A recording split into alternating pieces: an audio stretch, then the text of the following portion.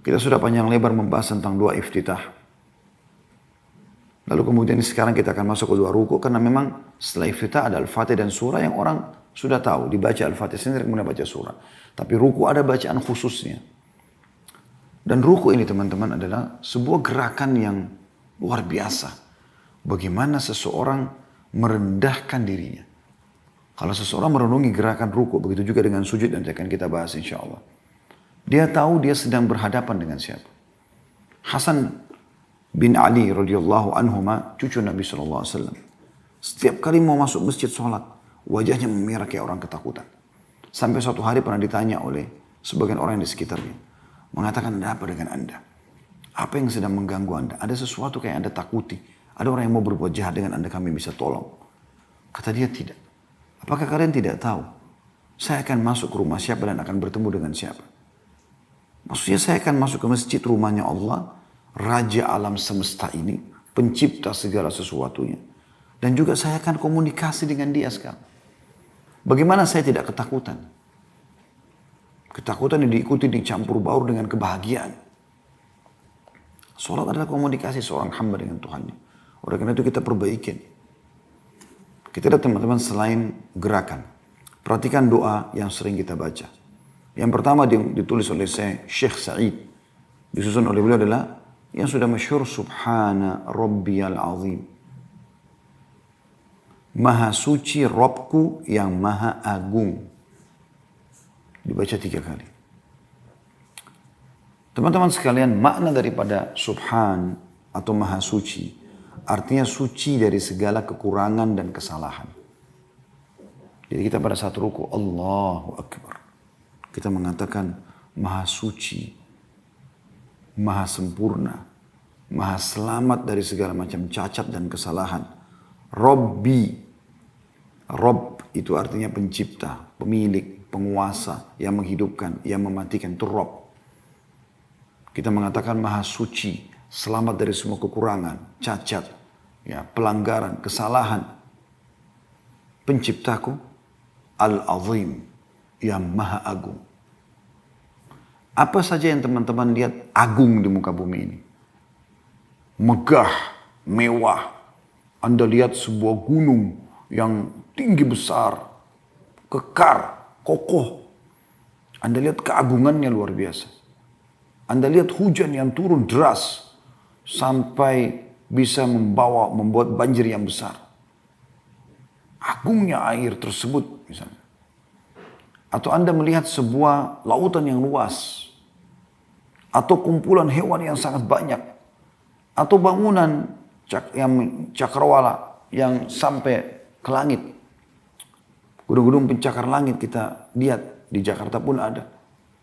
Kita melihat keagungan agung besar. Maka semua itu hanya sebagian kecil dibandingkan keagungan Sang Pencipta Allah Subhanahu wa taala. Anda mau lebih tahu bagaimana cara memahami ini secara ilmiah? Saya yakin Anda pernah belajar ilmu pengetahuan alam. Kita tidak asing di SD, SMP, SMA, bahkan mungkin di universitas juga dia pelajari. Ya. Atau mungkin Anda mau lebih tahu, lebih merenungi kembali, Anda bisa habis ini tinggal ketik di Google atau di YouTube tentang posisi dan ukuran bumi dibandingkan bintang-bintang di langit. Saya pernah dapat sebuah foto teman-teman sekalian. Diambil dari satelit. Bagaimana bintang-bintang di langit seperti pasir banyaknya. Seperti pasir. Jumlahnya miliaran. Sudah tidak bisa dihitung lagi. Ilmuwan cuma mengatakan miliaran. 1 miliar berarti 1000 juta. Sekian miliar bintang-bintang itu seperti pasir. Dan apakah Anda tahu? Ternyata di foto itu diberikan sebuah tanda merah oleh para ilmuwan, kecil sekali. Itu adalah bumi kita. Artinya bumi salah satu dari bintang-bintang yang ada di langit ini. Dan dia termasuk yang kecil ukurannya dibandingkan yang lainnya. Matahari yang Anda lihat setiap hari bisa terbit dan Anda bisa rasakan teriknya. Sekian juta kali mungkin lebih besar daripada bumi. Begitu juga dengan bintang-bintang atau planet-planet yang lainnya. Bagaimana kita pelajari Jupiter dan yang lainnya, itu lebih besar daripada bumi misalnya. Ya. Ada juga yang lebih kecil, ada yang lebih besar. Tapi yang lebih besar, ya. Kita bicara yang lebih besar. Mohon maaf kalau ada kekeliruan dalam penyebutan nama planet ini. Tapi yang jelas kita sudah tahu itu tidak asing lagi dengan ada yang lebih besar daripada bumi. Berbagai macam hal yang kita bisa saksikan. Bahkan terbit buku hardcover berwarna menjelaskan tentang pengetahuan alam. Saya pernah mampir ke rumah paman saya di Makassar. Rahimahullah. Dr. Abdurrahman Basalam, beliau sudah meninggal. Saya kan dulu saya masih SD ada buku beliau beli hardcover. Itu satu jilid tentang ilmu pengetahuan alam. Satu jilid tentang manusia. Satu jilid tentang hewan-hewan. Saya coba buka, saya lihat bagaimana ilmu mendatangkan foto-foto asli dari satelit, bintang ini, bintang itu, komposisinya, besarnya, ukurannya, dan segala macam hal. Dan itu secara ilmiah terbukti. Para ilmuwan cuma bisa mengatakan luar biasa. Luar angkasa yang luar biasa. Semua itu teman-teman sekalian adalah bagian kecil dari yang telah mengadakan semua itu. Sang pencipta Allah subhanahu wa ta'ala. Makanya salah satu sifat Allah adalah Al-Azim, yang maha agung. Karena semua keagungan yang ada, itu adalah sebagian atau bagian kecil dari keagungan-keagungan sang pencipta Allah subhanahu wa ta'ala. Terlalu banyak tanda-tanda kebesaran Allah.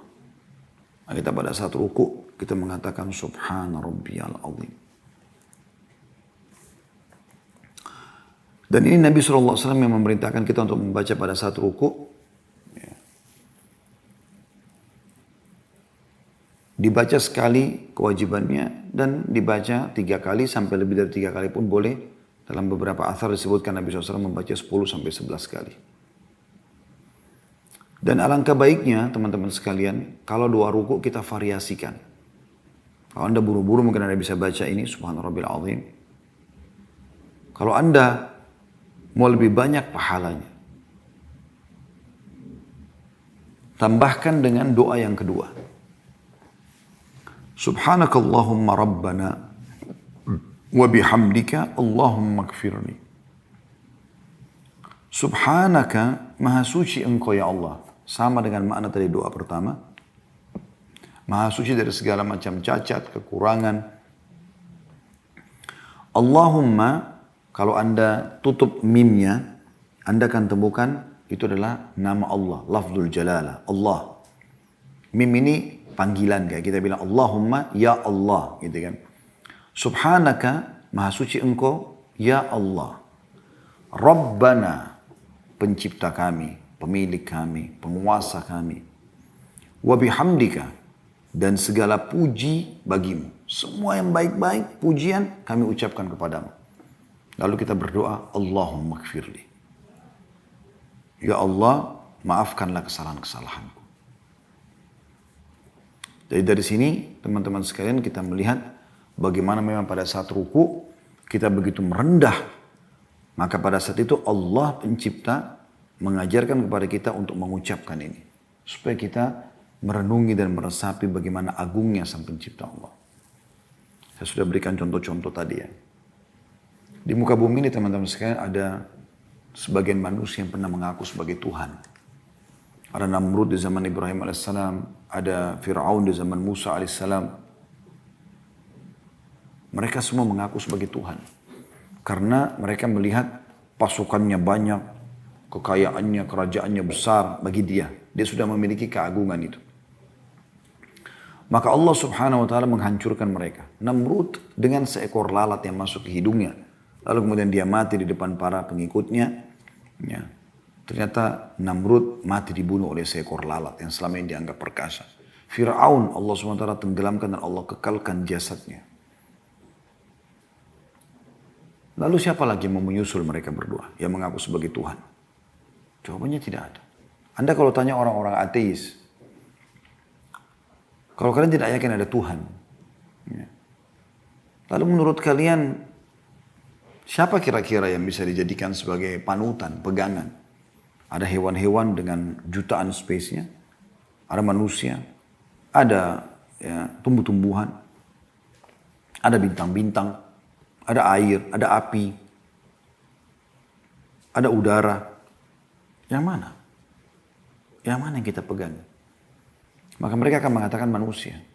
Manusia adalah penduduk bumi ini, bahkan alam semesta ini yang paling canggih.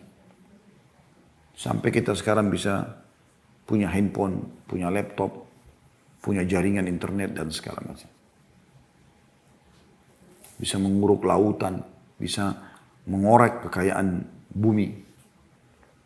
Kita jalan dengan akal mereka saja.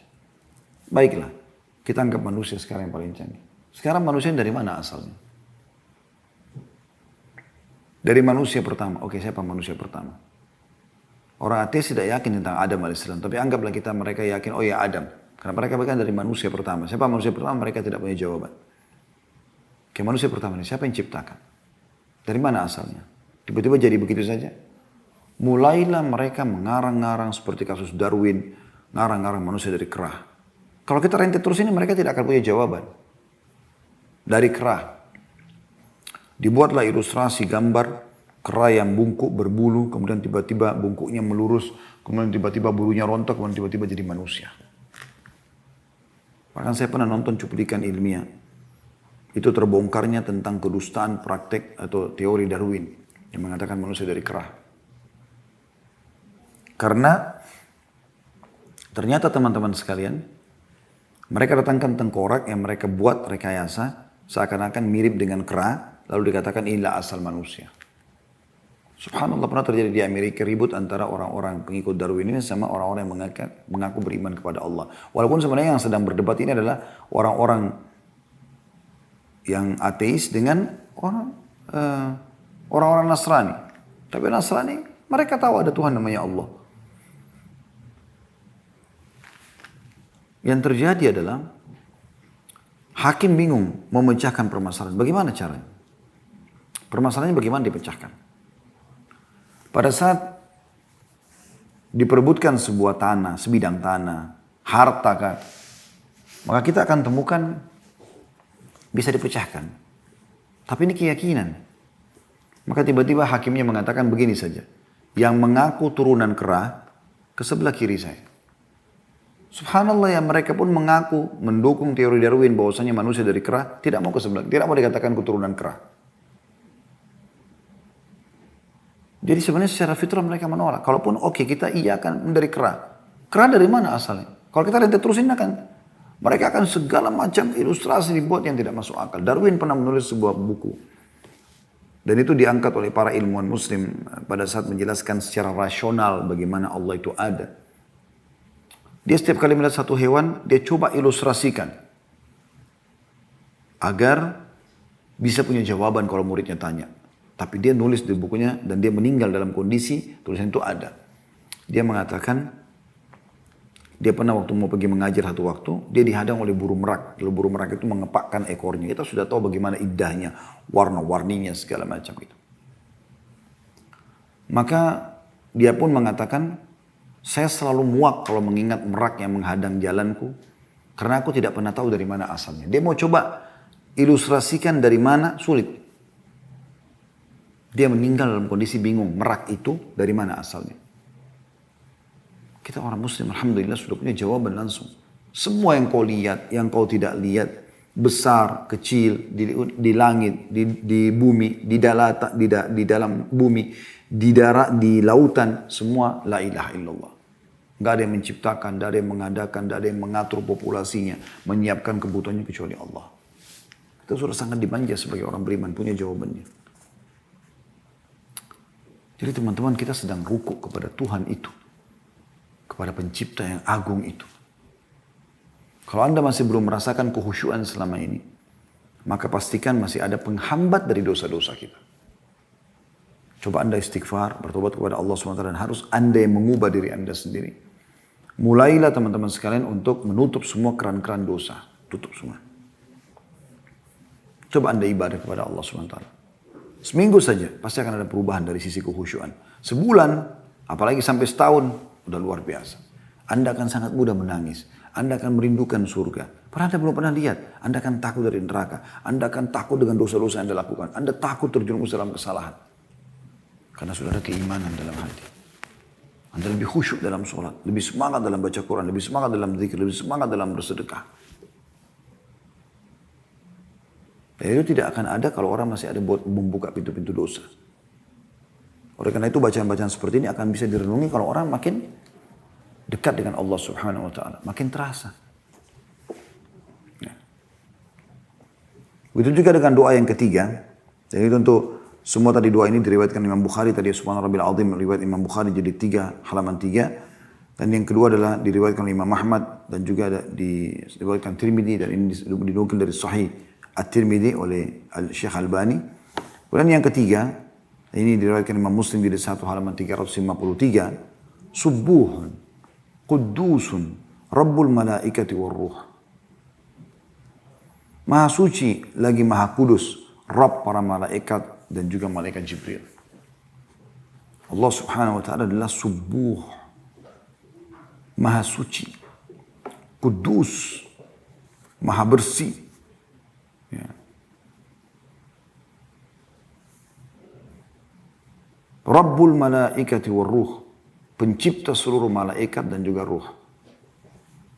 Ini juga mengikrarkan dengan keberadaan malaikat rukun iman kita yang kedua.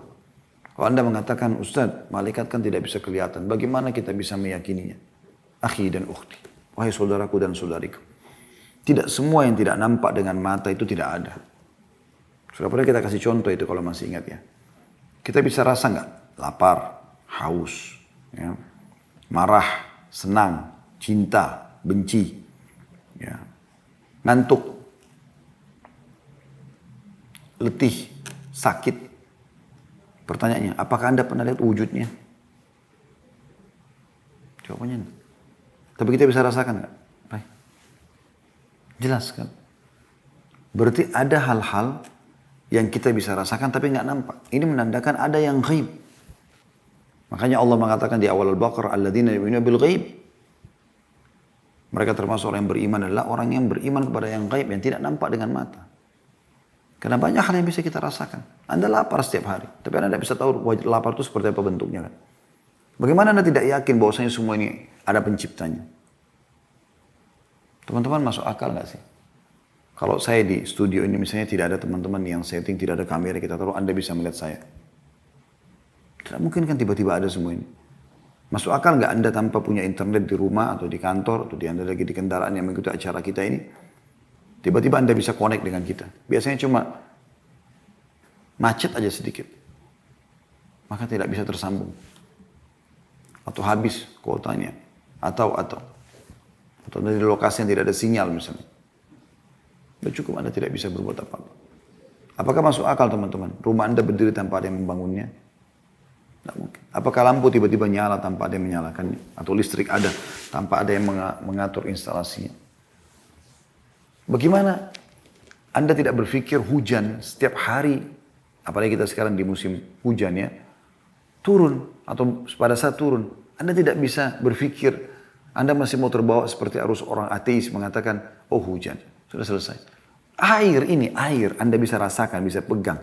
Anda kalau jalan di bawah hujan basah kuyup, siapa yang turunkan? Air itu sendiri dari mana? Siapa yang turunkan itu? Kadarnya. Dan siapa yang memberhentikan pada saat sudah saatnya dia berhenti? Masa tidak ada yang atur semua itu? Ini hal yang gaib. Allah SWT kita iman kepada. Ada malaikat-malaikat yang Allah tugaskan dalam surah 77 dan 79 dalam Al-Quran. Allah jelaskan tentang malaikat-malaikat. Di antaranya potongan ayat adalah mereka yang mengurus urusan dunia ini. Jadi yang mengatur perpindahan awan, yang pergantian siang malam, yang populasi manusia, populasi hewan-hewan dari serangga yang kecil sampai gajah yang besar. Semuanya yang di air, lautan, yang mengatur semuanya, menata. Para malaikat diperintahkan oleh Allah Subhanahu wa ta'ala. Ada para malaikat, kita iman kepada malaikat itu. Ada juga jin yang tidak nampak. Dan Allah SWT ingatkan kita agar berhati-hati dari keburukan syaitannya, golongan yang jahat dari mereka. Di sini kita ikrarkan, Maha suci Tuhan. Maha sempurna. Tuhannya para malaikat dan juga ruh. Nabi Muhammad SAW mengatakan, langit mengeluarkan suara. Dan pantas dia mengeluarkan suara seperti induk unta yang kehilangan anaknya. Ya. Atau seperti itu kurang lebih makna hadisnya. Ya. Karena tidak ada tempat ukuran 4 jari di langit kecuali ada malaikat yang sedang rukuk dan sujud. Allah menggambarkan juga pada saat kita meninggal akan datang malaikat mencabut ruh. Dan Allah menggambarkan di surah Al-Anfal bagaimana orang-orang zalim, orang-orang yang kafir. Pada saat mereka meninggal, dahsyatnya pencabutan ruh pada mereka. Oleh karena itu teman-teman kita beriman tentang keberadaan para malaikat. Contoh yang lain Anda bisa merasakan keberadaan malaikat ini sehingga Anda renungi makna doa ini. Kalau Anda sedang mendengarkan panggilan azan misalnya, lalu ada sentuhan dalam hati, sholat. Atau Anda terkaget malam hari, lalu ada sentuhan untuk sholat tahajud. Atau Anda melihat orang miskin, lalu Anda perasaan kesian, bantu.